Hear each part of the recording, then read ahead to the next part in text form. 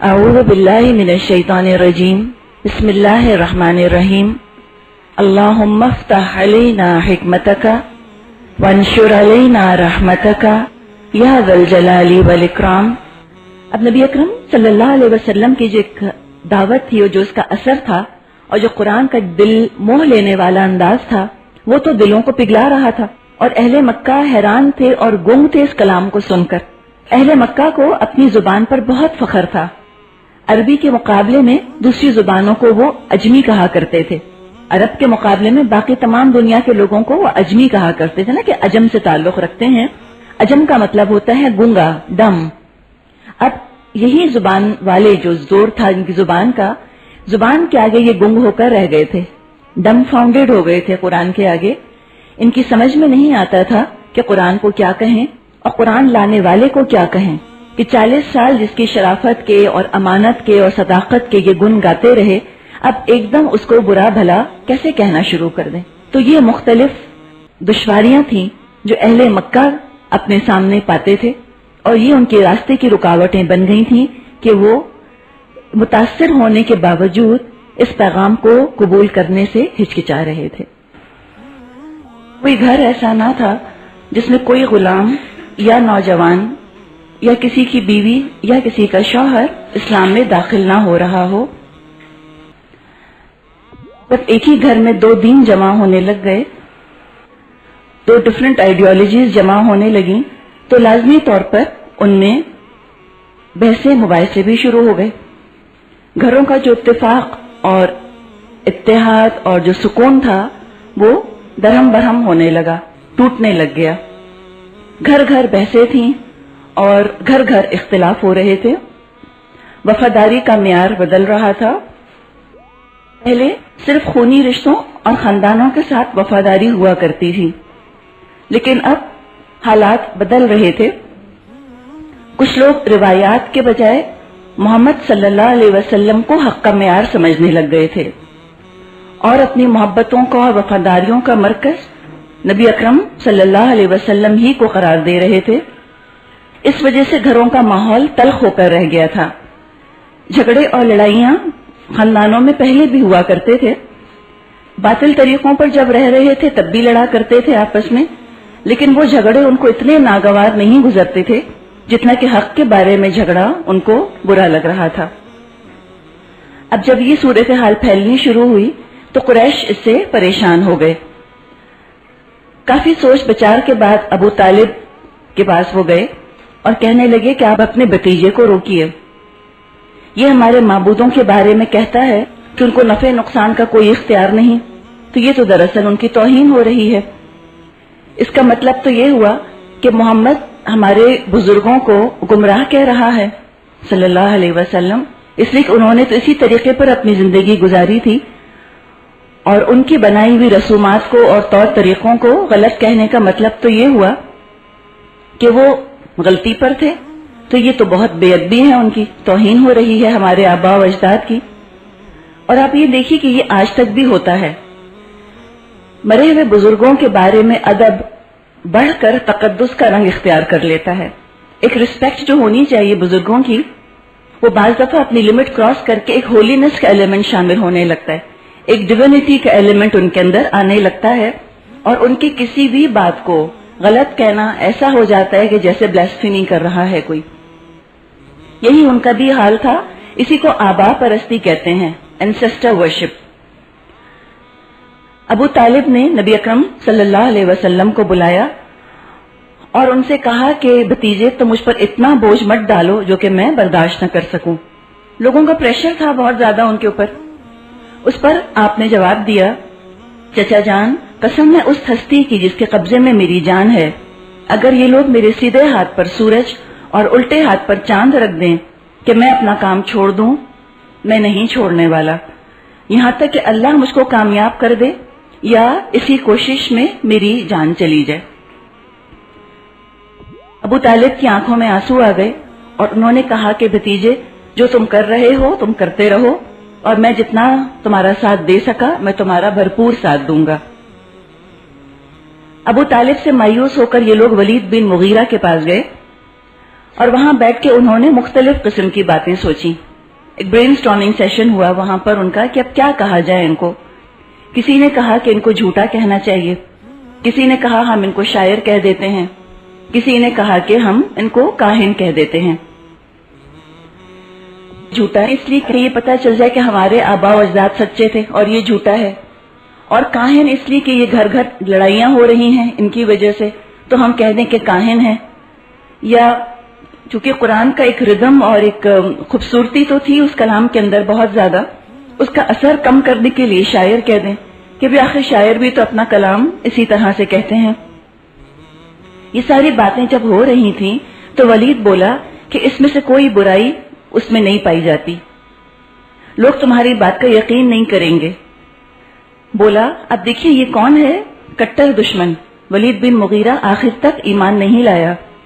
اس کا یہ بیان ہے, کہنے لگا اللہ کی قسم اس کی بات بہت شیرین ہے, بہت میٹھی بات کرتا ہے, اس کی جڑ پائیدار ہے اور اس کی شاخ پھلدار ہے. لوگوں نے کہا پھر آپ بتائیے کہ ہم کیا کہیں.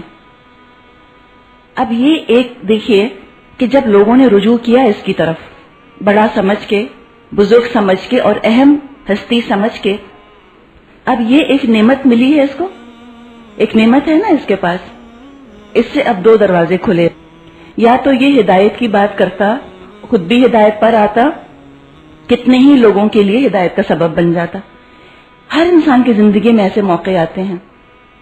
یا یہ تھا کہ یہ ضد پر اڑ جاتا, انا کا شکار ہو جاتا, ایگوئسٹک ہو جاتا, خود بھی گمراہ ہوتا اور اپنے پیچھے بہت سو کو گمراہ کر لیتا.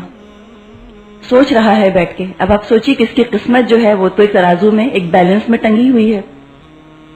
سوچتا رہا پھر کہنے لگا کہ اس کو جادوگر کہہ دو. اب آپ یہ سوچیے اس کی پوزیشن کہ سارے لوگ بیٹھے ہیں اور یہ سوچ رہا ہے, اگر یہ حق جو اس کے دل میں کھبا تھا, تعریف تو کتنی کرتا تھا اور مانتا تھا, اگر اس وقت یہ بس حق کا اقرار کر لیتا تمام مصلحتوں کو پیچھے پھینک کر, اللہ اس کی مدد کرتا. لیکن یہ بھی دنیا کی محبت کا ہی شکار ہو گیا. اسی واقعے کے بارے میں سورہ مدثر میں 11 آیات نازل ہوئی ہیں, آیت 11 سے لے کر آیت 26. اللہ تعالیٰ اسی کیفیت پر تبصرہ کرتے ہوئے فرماتا ہے, انہ فکر وقدر فقتل کیف قدر ثم قتل کیف قدر ثم نظر ثم عبس وبسر ثم ادبر واستكبر وقال ان هذا الا سحر يؤثر ان هذا الا قول البشر. اس نے سوچا اور اندازہ لگایا, غارت ہو اس نے کیسا اندازہ لگایا, پھر غارت ہو اس نے کیسا اندازہ لگایا, پھر نظر دوڑائی, پھر سر اٹھا کر اس نے کراؤڈ کو دیکھا ہوگا, اس کو بڑا اچھا لگا کہ لوگ میرے اوپینین کے انتظار میں کس طرح بیٹھے ہیں. اس نے سوچا کہ اگر میں نے حق مان لیا جو ساری بھیڑ چھٹ جائے گی, آج میری تو کوئی اہمیت نہیں رہ جائے گی, میری تو پوزیشن جو میری معاشرے میں سوشل پوزیشن مجھ کو حاصل ہے وہ ہاتھ سے چلی جائے گی. تو نظر دوڑائی, پھر پیشانی سکیڑی اور منہ بنایا, پھر پلٹا اور تکبر کیا, پھر بولا یہ جادو ہے جو پہلے سے چلا آ رہا ہے, یہ صرف ایک انسان کا کلام ہے. اپنی گمراہی پر بھی مہر لگا دی اور نہ جانے کتنے ہی لوگوں کی گمراہی کو اس نے ان کا نصیب بنا دیا. اب قریش نے باقاعدہ منصوبہ بنا کر, پلان بنا کر آپ کی مخالفت کا آغاز کیا. کوئی بھی کام جس کو ہم کامیاب کرنا چاہیں اس کے لیے منصوبہ بندی ضروری ہے, ضرور اس کے لیے پلاننگ ہونی چاہیے, پلان کر کے انسان کام کرے. اور کفار بہت ویل پلانڈ ہوتے ہیں, کبھی بھی اپنے دشمن کو انسان انڈر ایسٹیمیٹ نہیں کرے. جو ان کی خوبیاں ہیں وہ یقیناً ہیں, اس زمانے میں بھی بہت ویل پلانڈ ہوتے تھے, سوچ سمجھ کر اسٹریٹجی پالیسی بنا کر کام کرتے تھے اور آج بھی کرتے ہیں. تو کوئی وجہ نہیں کہ مسلمان کوئی پلاننگ کیے بغیر ایسے کھڑے ہو جایا کریں الرٹ اپ کام کرنے کے لیے. اس میں جب کوارڈینیشن آپس میں نہیں ہوتا تو پھر پیغام بھی صحیح طرح سے نہیں پہنچایا جا سکتا. کاس کا ایک بہت بڑا سالانہ میلہ لگا کرتا تھا, جسے کہ یہ ہوتے ہیں نا جو مختلف جو میلے لگا کرتے ہیں, ٹریڈ فیئر ہم کہتے ہیں جن کو, اسی طرح اوکاس کا میلہ بھی اسی قسم کا ایک ٹریڈ فیئر ہوا کرتا تھا. वहां जाकर नबी अकरम सल्लल्लाहु अलैहि वसल्लम दीन की तबलीग फरमाते। अबू लहब पीछे पीछे उनके चलता रहता और कहता जाता, इसकी बात मत मानना, ये झूठा बददीन है। अब आप मेलों को देखिए, हमने भी मेले देखे हैं, क्या ख्याल आता है दिमाग में, कैसी जगह होती है, हर किस्म की वहां पर खुराफात भी हो रही होती है, गलत काम भी हो रहे होते हैं, नाच गाना भी हो रहा होता है और मस्खरापन भी हो रहा होता है, और कहीं कोई लॉटरी की और कोई जुए की किस्म भी वहां पर चल रही होती है साथ साथ, और हो सकता है कहीं पीना पिलाना भी हो रहा होता हो। उक्कास के मेले में भी ये सारे ही काम इसी तरह हुआ करते थे। जहां ट्रेडिंग हो रही है और जायज काम हो रहे हैं, वहां साथ साथ ये हराम और गुनाह के काम भी हुआ करते थे। तो अगर नबी अकरम सल्लल्लाहु अलैहि वसल्लम ऐसी जगह जाकर तबलीग कर सकते हैं, तो हमें भी फिर आज इन जगहों को तबलीग और कुरान की तालीम के इस्तेमाल के लिए कोई झिझक नहीं होनी चाहिए, कोई हेजिटेशन हमको नहीं होनी चाहिए। इसमें जरा सा डिफरेंस समझ लेते हैं हम लोग इस वक्त। देखिए, बाज जगह और बाज इमारतें जो होती हैं, खास किसी गुनाह के मकसद के नाम पर बनाई गई होती हैं। मिसाल के तौर पे कैसीनो है, कैसीनो का कोई और मकसद नहीं सिवाय इसके कि वहां जुआ खेला जाए। अगर जुआ बंद हो जाए तो कैसीनोज बंद हो जाएं, जबकि मेले का ये नहीं होता। अगर मेले में जुआ नहीं होता तो ट्रेडिंग तो हो रही है या दूसरा लेन देन कारोबार तो हो रहा है। इसी तरह डिस्कोज है मिसाल के तौर पे। अब डिस्को खास नाच की जगह है, अगर वहां डांसिंग बंद हो जाए तो डिस्को का मकसद खत्म हो गया, ठीक है ना। आज आप देखिए कि बिल्कुल जैसे हम लोगों के क्लब्स और होटल्स होते हैं ना, ये मेले वाली कैफियत ही है। वहां पर कोई मखसूस, कोई स्पेसिफिक नाम पर ये बने हुए नहीं होते। हर तरह की एक्टिविटीज वहां हो रही होती हैं।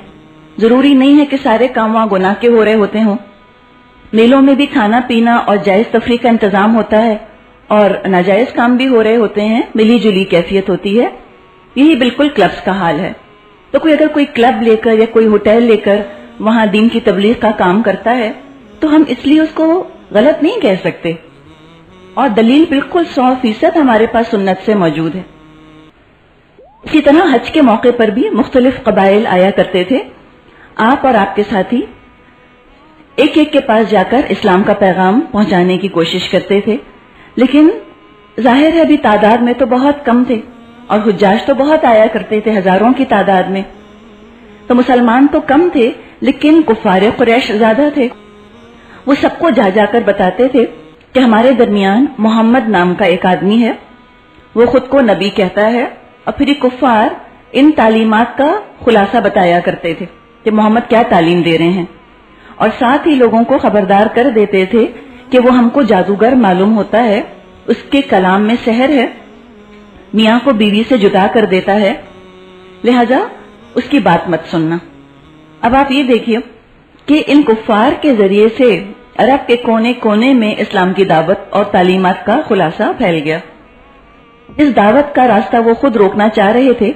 अल्लाह ने उन्हीं की कोशिशों को और उन्हीं की मेहनतों को और उन्हीं के वसाइल को और उन्हीं की जुबानों को जरिया बना दिया कि इस्लाम की दावत फैल जाए, और खुद उनको इस बात का शऊर नहीं था।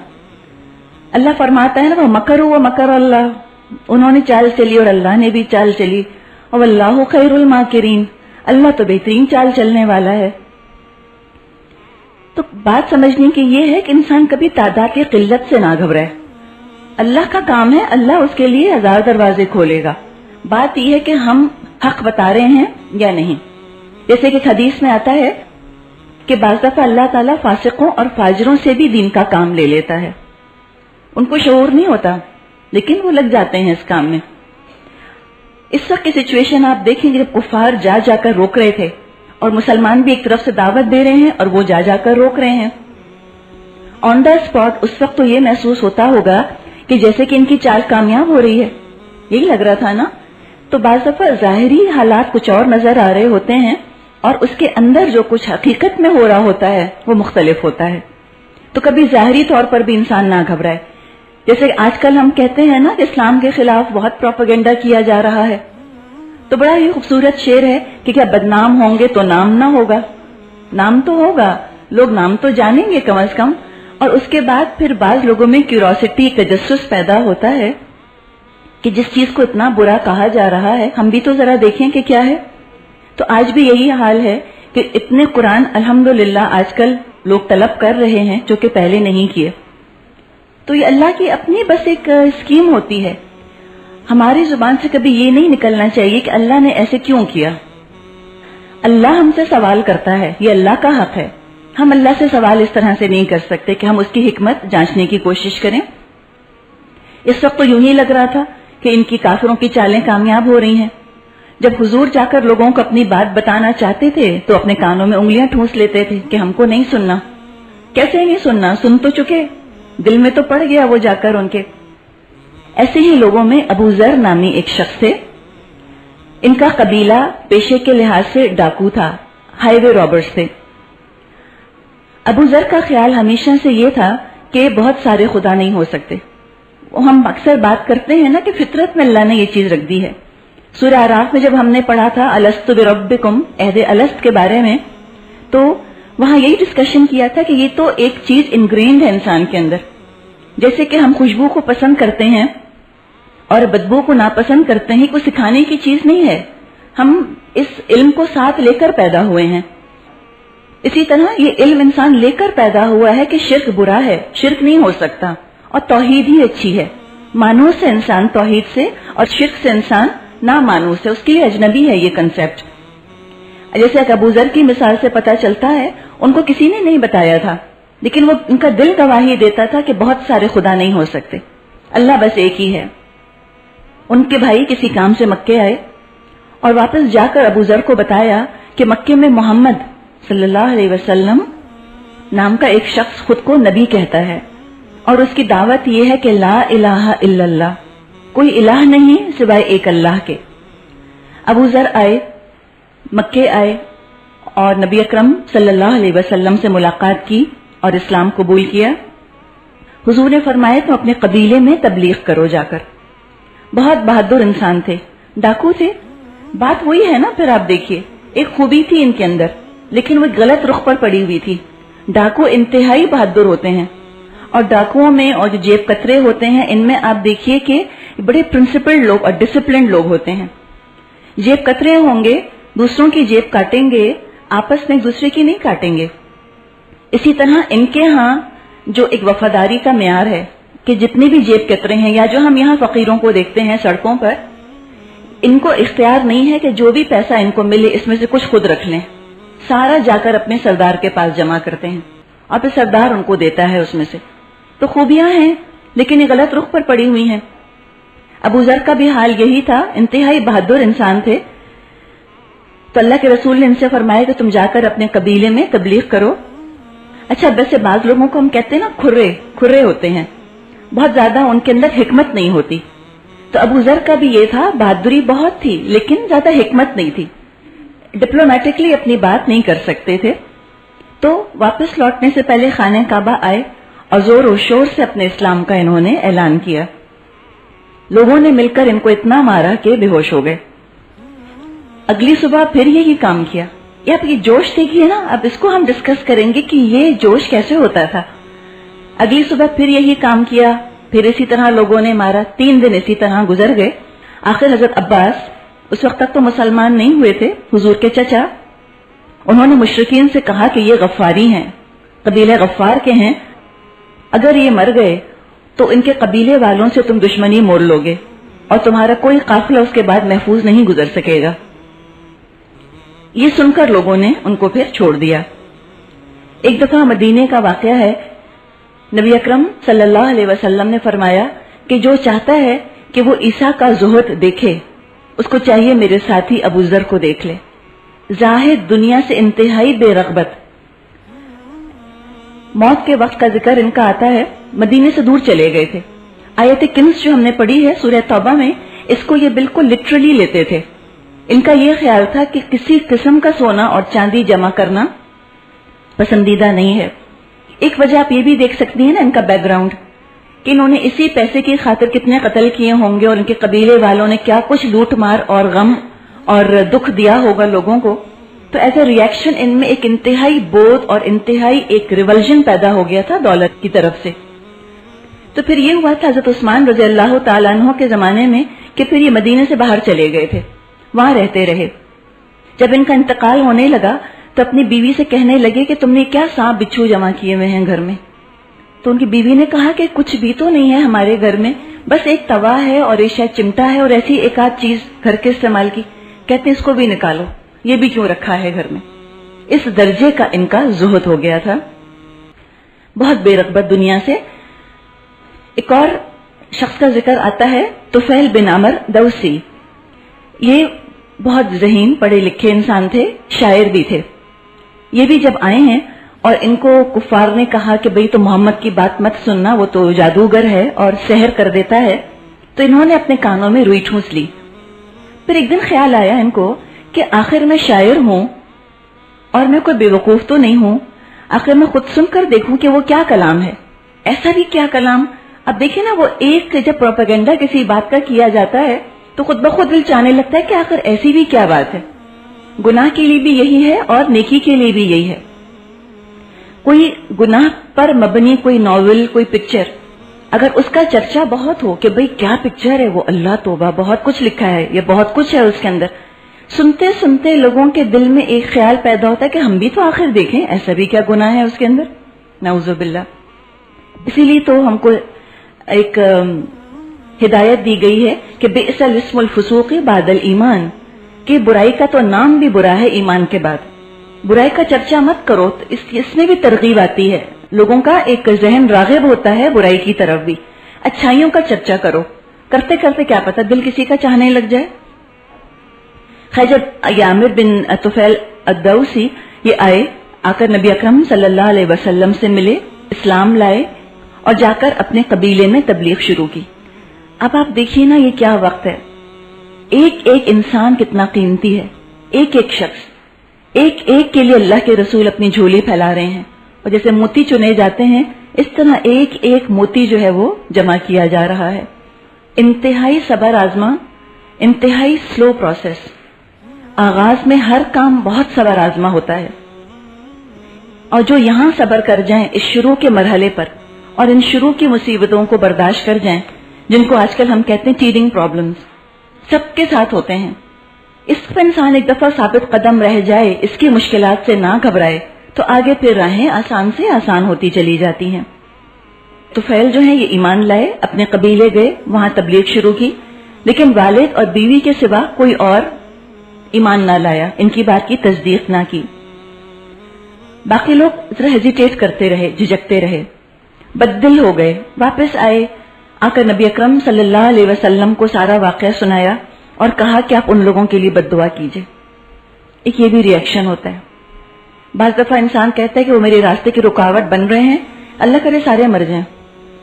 اب اگر دیکھیں کہ سارے مر جائیں، ہمارے اللہ نہ کرے کسی کے سب رشتہ دار مر جائیں، تو یہ کیا ہوا؟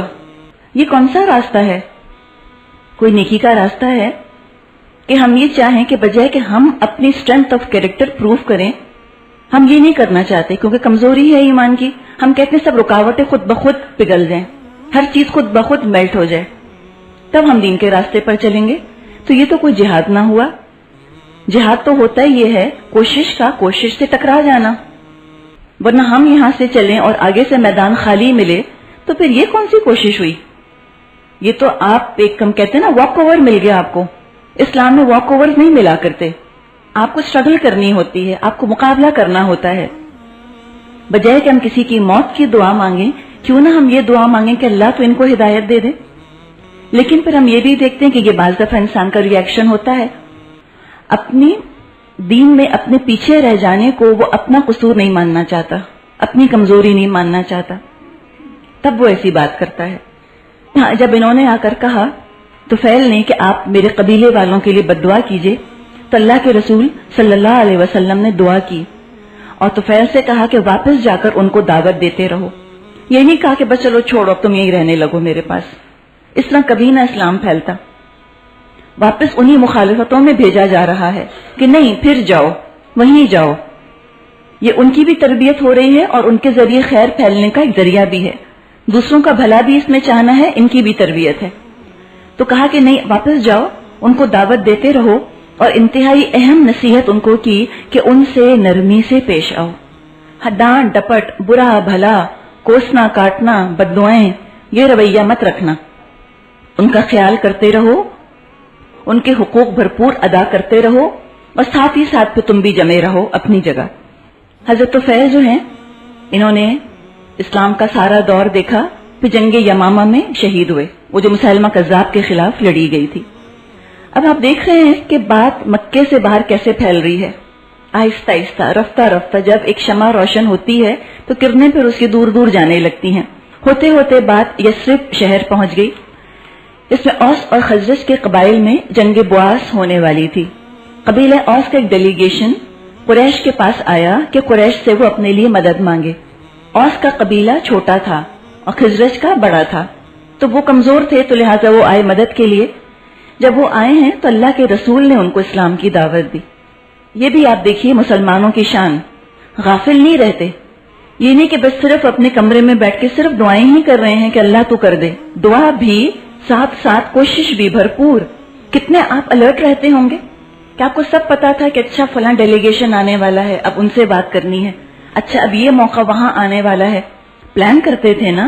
کتنے زیادہ ایکٹیو تھے، آپ دیکھیں کتنے الرٹ تھے مسلمان، کتنے اپ ٹو ڈیٹ رہا کرتے تھے، موونگ ود دا ٹائمز، کہ اچھا اب اس بات کی ضرورت ہے، اب یہ ہونا ہے، اب ہم ایسے پلان کر لیتے ہیں. تو آپ کو پتا چلا کہ اوس کا قبیلہ آیا ہے، آپ فوراً تشریف لے گئے، وہاں اسلام کی دعوت دی.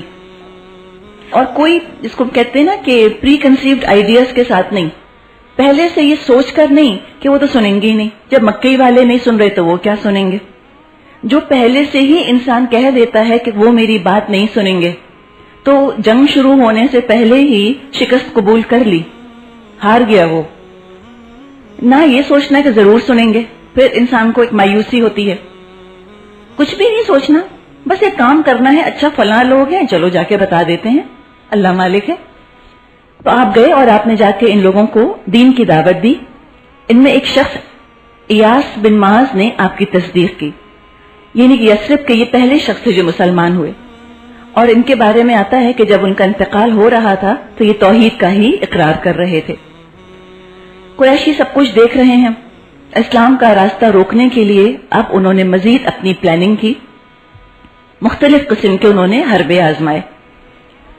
پہلا حربہ ان کا تھا جو زبانی پرسیکیوشن ہوا ہے نا، بہت عرصے چلا. اسی لیے بہت زیادہ انسٹرکشنز آتی ہیں نبی اکرم صلی اللہ علیہ وسلم سے ذاتی خطاب کے طور پر بھی قرآن میں، اور اجتماعی طور پر مومنوں سے خطاب کر کے بھی.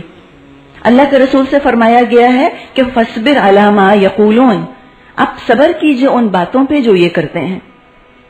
صبر کیجئے، ریٹیلیٹ مت کیجئے، خون کا گھونٹ پیجئے لیکن خاموش ہو جائیے، جواب نہیں دیجئے، یہ ہے صبر.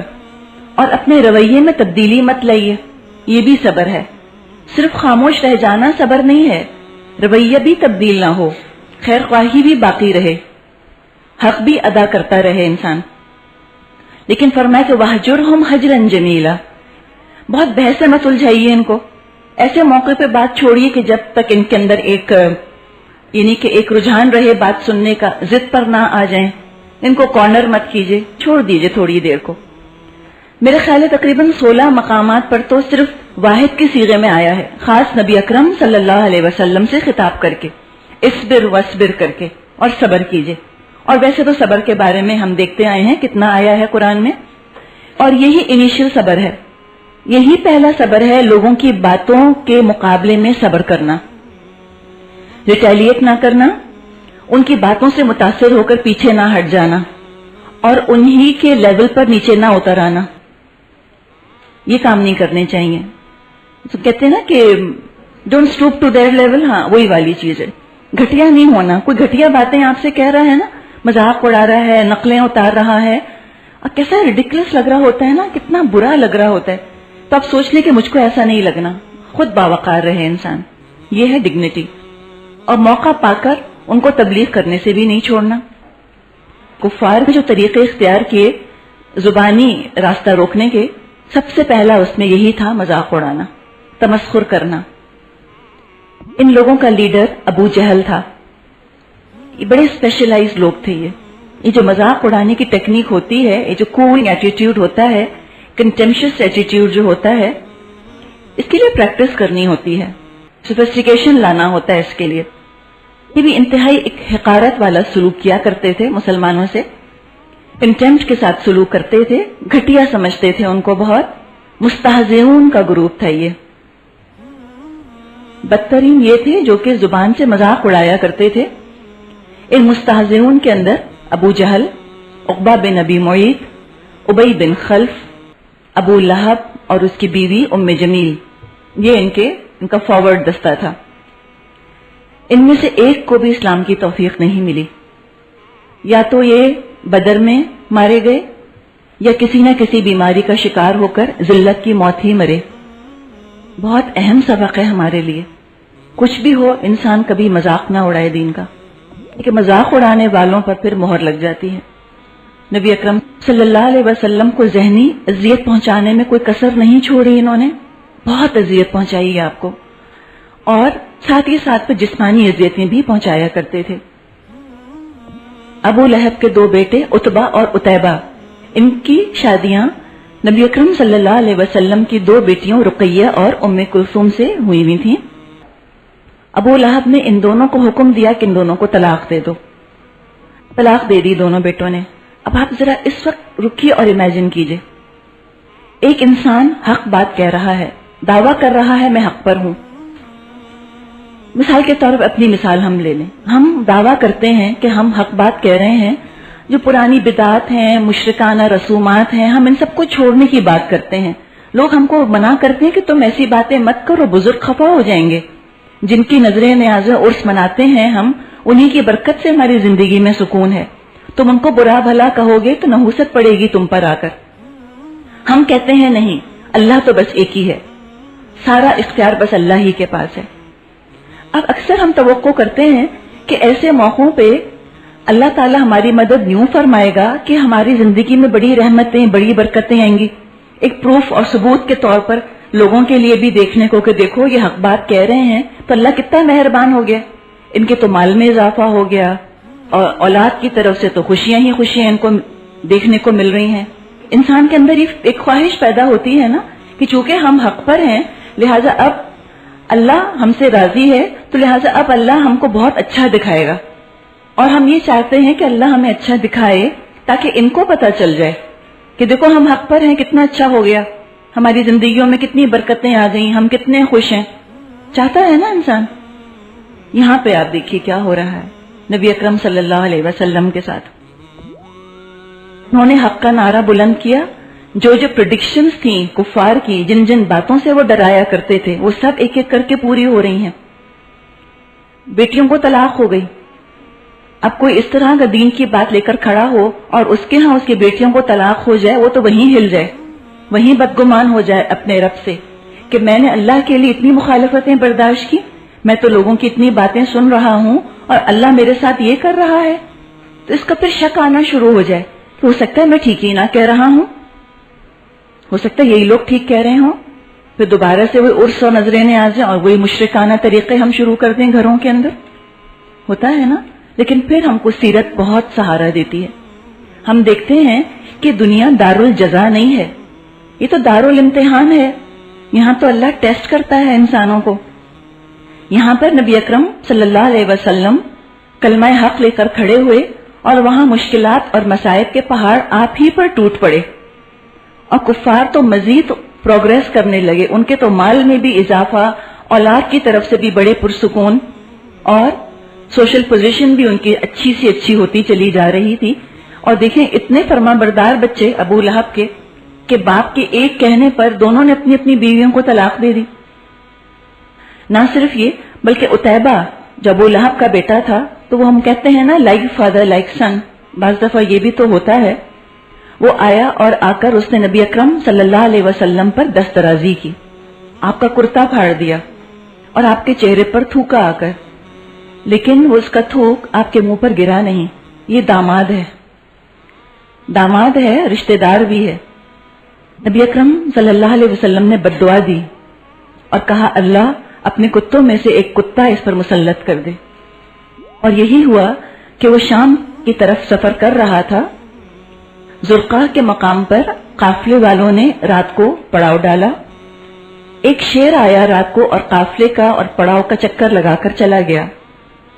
عتیبہ نے جب دیکھا تو کہنے لگا، ہائے میری تباہی، یہ تو مجھ کو کھا جائے گا. کہنے لگا کہ میں شام میں ہوں لیکن محمد نے مکہ میں رہتے ہوئے مجھ کو مار ڈالا. اس قدر ان کو یقین تھا نبی اکرم صلی اللہ علیہ وسلم کی بات کا کہ انہوں نے کہہ دیا ہے تو ہوگا. اس کو پتا تھا کہ محمد نے مجھے بد دعا دی ہے، یہ تو ہو کے رہے گا. تو یہی ہوا، بہت ڈرتا رہا. قافلے والوں نے اس کو بیچم بیچ سلایا، خود چاروں طرف انہوں نے گھیرا ڈالا، لیکن رات کو کسی وقت شیر آیا، سب کو پھلانگا اور عتبہ کو پھاڑ ڈالا آ کر اس نے. وہی وہ ابو لہب تھا کہ جب نبی اکرم صلی اللہ علیہ وسلم کے دوسرے بیٹے عبداللہ کا انتقال ہوا تو خوش ہو کر اس نے سب میں خبر سنائی اور جا کر اس نے کہا کہ محمد تو ابتر ہو گیا. نعوذ باللہ. ابتر سے مراد ہے کہ اس کی جڑ کٹ گئی، کوئی بیٹا نہیں ہے، اس کا تو کوئی نام لینے والا نہیں ہوگا. اسی پر اللہ تعالیٰ نے فرمایا کہ ان شانئک ھو الابتر، کہ بے شک آپ کا دشمن وہی جڑ کٹا ہے. آج محمد کے نام لینے والے بہت ہیں اللہ کے فضل سے صلی اللہ علیہ وسلم، اور ابو لہب کا نام لینے والا کوئی نہیں. اس کی بیوی ام جمیل، اس کا نام عروہ تھا. جب اس کو پتا چلا کہ اس کے شوہر کی مذمت میں قرآن میں ایک سورت نازل ہوئی ہے تو آپ کو تلاش کرتی ہوئی آئی. حمالۃ الحطب کہا گیا ہے اس کو، لگائی بجھائی کروانے والی. یہی اس کا شغل تھا، پاس ٹائم یہی تھا. جہاں بیٹھی چغلیاں لگا دیں، لوگوں میں لڑائیاں ڈلوا دیں، ہر جگہ فساد کی آگ بھڑکانے والی. یہ آپ کو تلاش کرتی ہوئی آئی اور اس کے ہاتھ میں مٹھی بھر پتھر تھے. اللہ کا کرنا ایسا ہوا کہ یہ آئی ہے خانہ کعبہ کے پاس جہاں کے نبی اکرم بیٹھے ہوئے تھے، لیکن وہ آپ کو دیکھ نہ سکی. صرف ابو بکر رضی اللہ تعالیٰ عنہ اس کو نظر آئے. کہنے لگی تمہارا ساتھی کہاں ہے؟ اگر مجھ کو مل گیا تو اس کے منہ پر یہ پتھر دے ماروں گی. اور میں بھی شاعرہ ہوں. بھی آپ نے دیکھا نا، اس کا مطلب تھا کہ اچھا محمد شعر کہتا ہے، نعوذ باللہ. تو میں بھی شاعرہ ہوں، میں بھی شعر کہتی ہوں. اس سے ایک اور بات پتہ چلی، جو مستہزئون تھے ویل ایجوکیٹڈ لوگ تھے، ایلیٹس تھے، یہ جاہل نہیں تھے، خوب پیسے والے، خوب علم والے. علم سے مراد تعلیم، نالج تھی ان کے پاس، پڑھے لکھے لوگ تھے. اور یہ آج بھی اسلام کا استہزاء کرنا ایلیٹس کا ہی کام ہے، زیادہ تر پڑھے لکھے لوگوں کا، پیسے والے لوگوں کا. تو اس نے شعر پڑھا کہ مذمم عصینا وامرہ ابینا ودینہ قلینا، کہ ہم نے مذمم کی نافرمانی کی، اس کے حکم سے انکار کیا اور اس کے دین کو گھٹیا سمجھ کر نفرت سے اور حقارت سے چھوڑ دیا. مذمم کا مطلب ہے وہ شخص جس کی برائی کی جائے. محمد کا بالکل اپوزٹ ہے، ضد ہے محمد کی. اس پر آپ دیکھیے، اگر ہمارا کوئی نام بگاڑے ہمیں کیسا لگے؟ جل جل کے، رو رو کے ہر ایک کو بتائیں، پتہ ہے وہ مجھے کیا کہتا ہے، وہ تو مجھے ایسے کہتا ہے. اب یہاں دیکھیں نبی اکرم صلی اللہ علیہ وسلم کا انداز. آپ فرماتے تھے کہ مشرکین مجھ کو تو برا نہیں کہتے، وہ تو کسی شخص مذمم کو برا کہتے ہیں، اور میں تو محمد ہوں. یہ بھی طریقہ ہوتا ہے نا سائڈ ٹریک کر جانا چیزوں کو. تو کیا ضروری ہے کہ ہر چیز کو عین اپنے دل پر ہی لیا جائے؟ سامنے سے تیر آ رہا ہے، آپ سائڈ میں ہو جائیے. آپ کہیں پتہ نہیں کس کو کہہ رہے ہیں. ہر طنز اور تانا اپنے پر کیوں لیتے ہیں؟ ہمارا تو حال یہ ہوتا ہے کہ اس تیر کا رخ کسی اور طرف ہو تو ہم اس کے سامنے کھڑے ہو جاتے ہیں جا کر. بعض دفعہ مظلوم بننا اچھا لگتا ہے ہم کو. ہم سب سے کہتے ہیں کہ لوگ ہم پہ بڑا طنز کرتے ہیں. کچھ یہ شوق ہو جاتا ہے لوگوں کو، وہ چاہتے ہیں کہ ہر چیز کا ٹارگٹ ہم بنیں اور ہم مظلوم ہی رہیں. پازیٹیو ایٹیٹیوڈ تو یہ ہے کہ جو طنز کے تیر اور تانوں کے تیر آپ کی طرف ڈائریکٹڈ ہیں، آپ اس سے بھی ہٹ جائیں، جانے دیں خالی ان کے وار کو. ابی بن خلف کا ایک گہرا دوست تھا عقبہ بن ابی معیط. ایک دفعہ نبی اکرم صلی اللہ علیہ وسلم حالت سجدہ میں تھے. اس نے آ کر حضور کی گردن کو اتنے زور سے اپنے پاؤں سے روندا کہ آپ کی آنکھیں تقریباً باہر نکل آئیں. ایک دفعہ آپ حتیم میں نماز پڑھ رہے تھے کہ یہ آ گیا. اپنا کپڑا آپ کے گلے میں ڈال کر، گردن میں ڈال کر سختی سے گلا گھونٹنے لگا۔ اتنے میں ابو بکر آ گئے رضی اللہ تعالیٰ عنہ، آپ کو چھڑاتے جاتے تھے اور کہتے جاتے تھے اتقتلون رجلا ان یقول ربی اللہ، کیا تم ایک مرد کو قتل کر دو گے اس بات پر صرف اس لیے کہ وہ کہتا ہے کہ اللہ میرا رب ہے؟ ایک دفعہ عقبہ نے حضور کے پاس بیٹھ کر کچھ سنا۔ اب آپ یہ دیکھیے، یہ اس کی کرتوت ہیں، لیکن جب یہ آیا بات سننے کے لیے تو آپ نے اس کو ہٹایا نہیں، آپ نے پھر اس کو بات بتائی، جو کچھ سننا چاہتا تھا آپ نے اس کو سنایا۔ ظرف چاہیے ہوتا ہے ان باتوں کے لیے۔ کم ظرف لوگ دین کا کام نہیں کر سکتے، جو گرج پالتے ہیں، جو اپنے آپ کو مظلوم سمجھتے ہیں، وہ چھوڑ دیں، پھر دین کا کام ان کے بس کا نہیں ہے۔ یہ تو انتہائی اعلی ظرفی اور انتہائی صبر انسان کو چاہیے ہوتا ہے، خیر خواہی کا جذبہ ہر ایک کے لیے، طنز اور تیر کی بارش کرنے والوں کے لیے بھی اور گلا گھونٹنے والوں کے لیے بھی، جب وہ بات سننے آ جائیں۔ یہ آ کر بیٹھا اللہ کے رسول کے پاس اور جو کچھ سننا چاہ رہا تھا سنتا رہا، آپ اس کو سناتے رہے۔ اس کا جو دوست تھا ابی بن خلف، اس کو پتا چل گیا، اس نے اس کو بہت برا بھلا کہا۔ اب پھر یہ ایک اپرچونٹی تھی، پھر دروازہ کھلا تھا اس کے لیے، عقبہ بن ابی معیط کے لیے، لیکن بری صحبت، bad company, peer pressure, social pressure نے اس کو ہٹا دیا۔ بہت ضروری ہے کہ انسان دیکھ بھال کر اپنے دوست بنائے کہ کس راستے پہ ڈالنے والے ہیں۔ کوئی اچھے دوست اس نے بنائے ہوتے تو مزید انکریج کرتے اس کو کہ اچھا تم سن کر آئے ہو، چلو ہمیں بھی لے کر چلو، لیکن دوستی ابی بن خلف جیسے لوگوں سے تھی۔ اس نے بہت برا بھلا کہا اس کو اور کہا اللہ کی قسم تیرا چہرہ دیکھنا میرے لیے حرام ہے جب تک تو محمد کے منہ پر جا کر تھوکنا ہے، اور یہی اس نے کیا۔ صحیح بخاری میں روایت ہے، نبی اکرم صلی اللہ علیہ وسلم کو نماز پڑھتے دیکھ کر ایک دفعہ ابو جہل نے اپنے دوستوں سے کہا کہ کون ہے جو اونٹ کی اوجھڑی، انٹیلز جو ہوتے ہیں، وہ لائے اور محمد کی پیٹھ پر ڈال دے۔ یہی شخص عقبہ بن ابی معیط، اسی کے نصیب میں یہ بدبختی لکھی تھی، یہ اٹھ کر گیا، لے کر آیا، کھڑا رہا، انتظار کرتا رہا۔ جو ہی آپ سجدے میں گئے اس نے آپ کے کندھوں کے بیچ میں وہ رکھ دی۔ آپ تصور کر سکتے ہیں کہ وہ گندگی بہہ رہی ہوگی اور آپ پر آ رہی ہوگی، اور اتنی بھاری چیز کہ آپ سجدے سے سر نہ اٹھا سکے۔ کتنی ہی دیر اس حال میں گزر گئی۔ حضرت فاطمہ رضی اللہ تعالی عنہا چھوٹی سی تھیں، وہ بھاگی بھاگی آئیں اور روتی جاتی تھیں اور اس اجڑی کو گھسیٹ گھسیٹ کر اپنے باپ پر سے ہٹاتی جاتی تھیں۔ جب اللہ کے رسول نے سجدے سے سر اٹھایا تو آپ نے فرمایا اللہم علیک بقریش، اللہ تو قریش کو پکڑ لے، اور آپ نے ایک ایک کا نام لے کر فرمایا جتنے بھی لوگ وہاں تھے۔ جب آپ نے یہ کہا تو ان کا ہنسنا سب رفو چکر ہو گیا، ساری ہنسی ان کی بند ہو گئی۔ پہلے تو ہنس ہنس کر لوٹ رہے تھے، حضور کا یہ حال دیکھ کر ساری ان کی ہنسی ختم ہو گئی، گڑگڑانے لگ گئے، نبی اکرم صلی اللہ علیہ وسلم کی منتیں کرنے لگ گئے کہ آپ تو ایسی باتیں نہیں کرتے تھے، آپ کیوں ایسے کہہ رہے ہیں ہم کو؟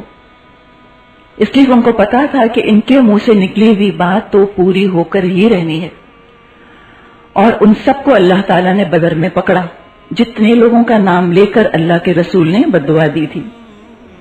اللہ تعالیٰ فرماتا ہے قرآن میں کہ اِنَّا كَفَيْنَاكَ مِنَ الْمُسْتَهْزِئِينَ، کہ بے شک ہم کافی ہو جائیں گے آپ کو مذاق اڑانے والوں کی طرف سے۔ اللہ کافی ہو گیا، اللہ کے رسول نے انگلی بھی نہ اٹھائی ان کے خلاف، اللہ نے خود ہی پکڑ لیا ان کو اپنے اپنے طریقوں سے۔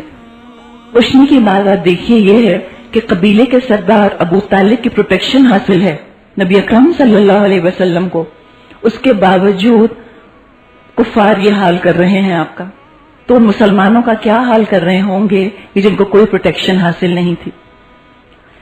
تو اس کو بھی تو ہم دیکھیں گے کہ باقی مسلمانوں کے ساتھ کیا کیا۔ تو یہاں پر جو پہلی ہم نے بات ڈسکس کی تھی زبانی پرسیکیوشن، اور ساتھ ساتھ اللہ کے رسول کو جسمانی اذیت۔ دوسرا طریقہ زبانی مخالفت کا جو پروپیگنڈے کا انہوں نے اختیار کیا تھا وہ تھا پیغام کو ڈسٹارٹ کرنا، مسخ کر دینا اس کی تعلیمات کو، پھر اس میں شکوک پیدا کرنا۔ نبی اکرم صلی اللہ علیہ وسلم کی نیت سے لے کر تعلیمات تک ہر چیز میں شک ڈالتے تھے. کہتے تھے کہ یہ تو چاہتا ہے کہ تم میں فضیلت حاصل کر لے.